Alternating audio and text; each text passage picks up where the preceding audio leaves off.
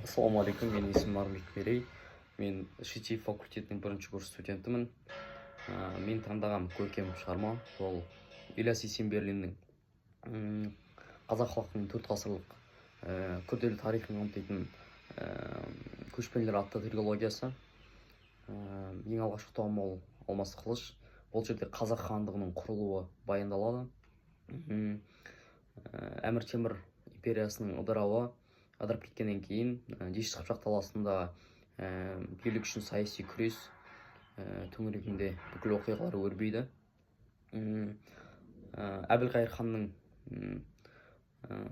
тек әскери күшке сүйенген әлсіз билігі Ақ Орда билеушілерінің ұрпағы Керей мен Жәнібек сұлтандарының наразылығын туғызады. Олар кейін халықтың қолдауымен өзбек ұлысынан бөлініп Есенбұғадан жер сұрап Қозыбасы мен Шу өңіріне көшіп сол жерде қазақ хандығының негізін қалайды. Бұл деген ең алғаш тәуелсіздіктің қадамдары бейнеленеді осы арқылы. Кейін бұл романда ішкі алауыздықтар, сатқындықтар мен таққа талас секілді оқиғалар өрбиді.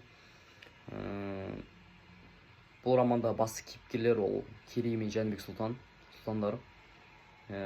Олар өте дана, ақыл, көрегенділігі арқылы ерекшеленіп, бұл романда сол кейіпінде бейнеленді. Екінші том ол жанталас. Жанталаста қазақ хандығының кейін күшейіп және де жоңғар шапқыншылығы баяндалады. Бұл роман Қасым ханның хан болуынан басталып, Қасым ханның мемлекетті күшейтуінен бастау алады. Қасым хан мемлекетті орталық Азиядағы ірі күшке айналдырды. Ол өзінің Қасым ханның қасқа жолы атты заңдар жүйесін шығарды. Қасым ханның тұсында жеріміздің шекарасы кеңейген туралы да айтылады. Кейін Тахир, Хақназар, Есім, Тәуке хандардың кезеңі. Тәуке ханның тұсында жеті жарғы атты өзінің заңдар жүйесін шығарады. Тәуке ханның тұсында елде бірлік пен ынтымақтастық және тәртіп орнатылады. Кейін 17 ғасырда жоңғар шапқыншылығы еліміздің бірлігін сынаққа салады. Ақтабан шұбырынды Алқакөз сұлама трагедиясы халықтың басына түскен қайғы қасіретін бейнелейді. Және де Абылай ханның жоңғар шапқыншылығына қарсы күресі, және де елді біріктіруі бұл романда да баяндалады. Сонымен қоса Қытай мен Ресей арасында күрделі саясатта елдің тәуелсіздігін сақтап қалуға тырысты.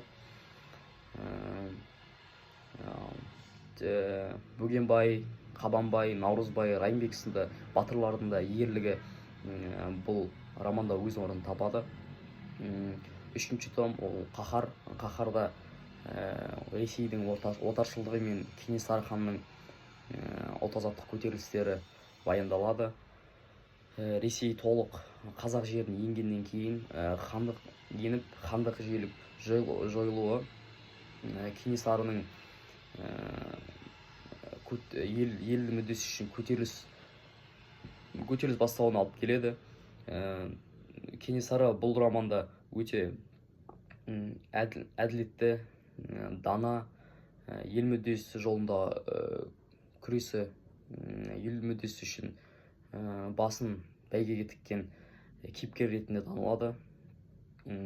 Кенесары хан болғаннан кейін ол ішкі алауыздықтар мен сатқындарға қарсы күреседі. Бірақ рулар көпшілік рулар, оларды Кенесары ханды қолдамайды. Кенесары ханның соңғы жорығы қырғыздарға қарсы қырғыз жерінде болады. Ол 1847 жылы Кенесары мен Наурызбай батыр қайтысып қаза табады.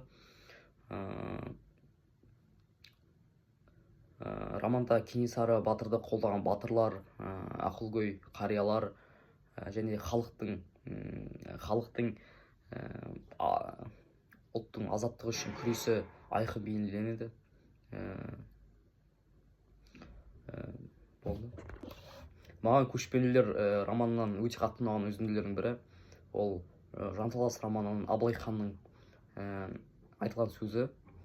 Яғни оны баяндап беретін болсам, былай деген екен: билік пен батырлық екі бөлек дүние, бірінсіз бір ұтыл. Жауға шапқанда атой салар ер көп, бірақ елдің тағдырын шешетін хан аз. Менің мақсатым ат үстінде жүріп, бүкіл қазақты бір тудың астына біріктіру. Осы Абылай ханның сөздері арқылы оның дара тұлғасын және де оның тек батыр емес, елдің нағыз көсем екенін көре аламыз. Екінші маған өте қатты ұнаған үзінді ол Қаһар романынан Кенесары ханның өлімнің алдында айтылған сөзі. Ол былай деген екен: бүгін мен үшін өлім емес, ұлттың түрі болғаны маңызды. Егер біз ұлт болып біріге алмасақ, жау сыртынан емес, ішімізден жеңеді. Мен өлсем де ұлтым үшін өлдім. Осы сөзі ол Кенесары ханның ұлтына адалдығын көрсетеді. Және де оның ерлікпен қаза тапқаны әрбір жүректі тебірентеді деп ойлаймын.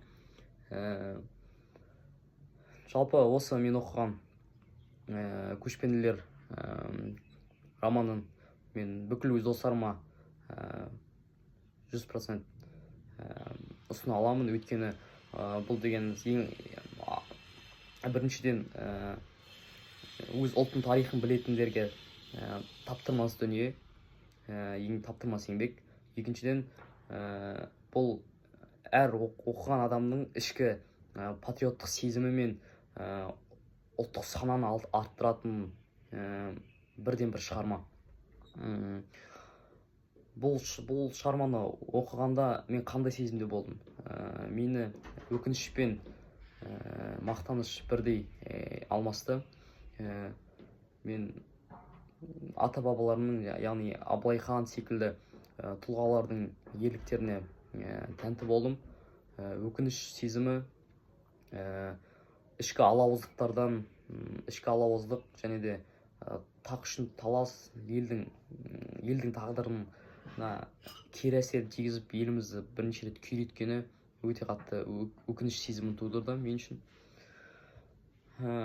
Жалпы осы көшпенділер шығармасын жазған Ілияс Есенберлин туралы айтатын болсақ, ол ең алғаш қазақ әдебиет тарихи жанрын қалаған ең алғаш қалаушы.